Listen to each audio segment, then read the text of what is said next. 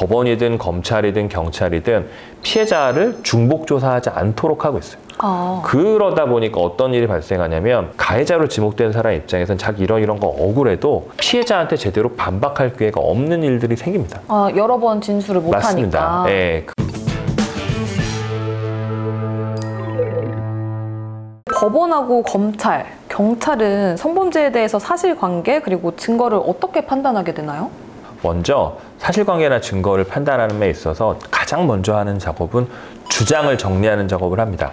그래서 피해 입었다는 사람이 주장하는 피해 내용이 뭔지, 그거에 대해서 가해자로 지목된 사람이 주장하는 내용은 뭔지, 그래서 그 주장을 정리하면 각자 주장에 따른 사실관계가 나오는 거고요. 그럼 그 사실관계가 맞는지 안 맞는지를 증거로 가리는 거죠. 그래서 증거는 크게 두 가지가 있는데 하나는 사람이 하는 말이고요.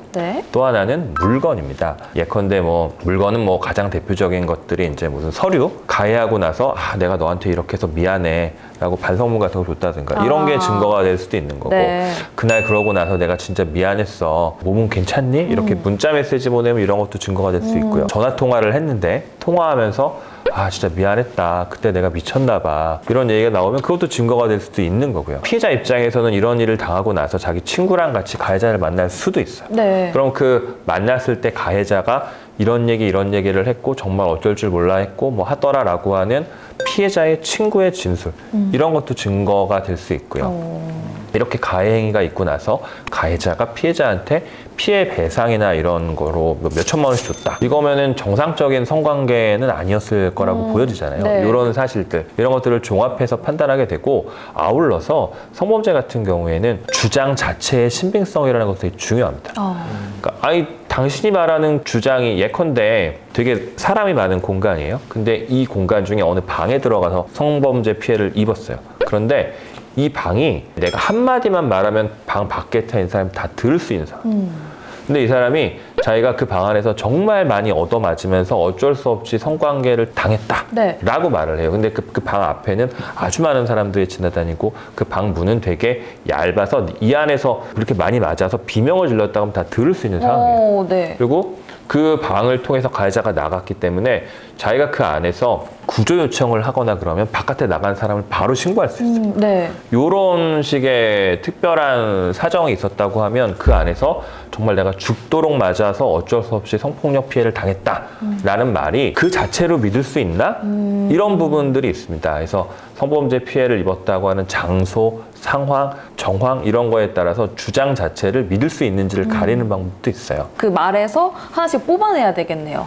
상황과 장소에 맞게. 구체적으로 피해봤다는 내용을 물어봐야 돼요. 그런데 성범죄가 약간 어려운 것이 2차 피해라는 개념이 있습니다. 뭐냐면 성범죄 피해를 입은 것도 되게 힘든데 그 성범죄 피해를 다시 떠올려야 돼. 그러면 정말 피해자 입장에서 되게 몸서리치고 끔찍한 일인데 그거를 다시 진술을 해야 되는 거예요. 경찰에서 진술하고 나서 검찰에서도 진술하고 법원에서 또 진술하고 여러 번 진술을 하는 것 자체가 힘들고, 여기에 더해서 이제 가해자라는 사람이 자꾸 그거 아니다라고 얘기하면 피해자가 여러 번 조사를 받을 수 있게 돼요. 경찰에서도 여러 번 받을 수 있고 검찰에서도 여러 번 받을 수 있게 되거든요. 그럼 이 사람이 힘들게 됩니다. 그렇게 되면 이건 안 되겠다라고 싶어서 법원이든 검찰이든 경찰이든 피해자를 중복 조사하지 않도록 하고 있어요. 그러다 보니까 어떤 일이 발생하냐면 가해자로 지목된 사람 입장에서는 자기 이런 거 억울해도 피해자한테 제대로 반박할 기회가 없는 일들이 생깁니다.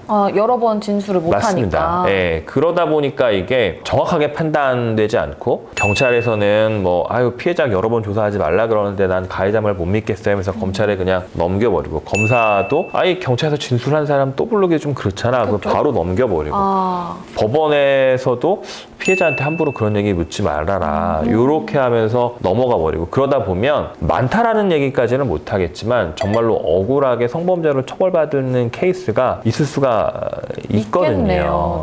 있을 수가 있습니다. 그래서 그런 부분이 좀 아쉬운 부분인데, 사람이 하는 일이고 일반인을 기준으로 평균인은 어떻게 할까라는 기준으로 판단하기 때문에 되게 어려워요. 그러면 이 사람이 평균인이 아니라 특별한 사람이다, 내지는 특별한 동기가 있어서 거짓말하는 거다 라는 거를 증명을 해야 되는 이슈가 되거든요. 그러니까 예컨대 우리가 이제 악마의 증명이라는 말을 하는데 없는 것을 증명해라. 이거 정말 어렵거든요. 증거도 없고. 네, 없는 거를 증명해라. 네. 그러니까 이 사람은 나한테 피해봤다고 얘기하는데 난 그럼 피해 준 적이 없어요. 너 피해 안 줬다는 걸 증명해봐라. 이거 진짜 어려워요. 그거 어떻게 증명을 하죠? 그래서 이걸 판단을 하게 되는데 이 판단하는 기준에 있어서 대법원에서는 뭐라고 얘기하냐면 피해자의 말이 함부로 배척할 수 없는 거다라는 게 대법원의 기본적인 관점이에요. 피해자가 무고의 위험을 감수하고 네. 자기가 이런 피해를 입었다는 거를 진술하기는 어려운 거다. 그래서 기본적으로 피해자 진술의 신빙성을 함부로 배척하면 안 되고 피해자가 피해를 입었기 때문에 당황하거나 힘들어서 말이 약간씩 왔다 갔다 할 수 있는데 네. 그럼에도 불구하고 전체적으로 진술의 취지가 일관되고 네. 구체성이 있다고 하면 함부로 배척할 수 없다. 함부로 배척할 수 없으니까 믿으라는 얘기죠. 성범죄에서 이게 진짜 좀 어렵습니다.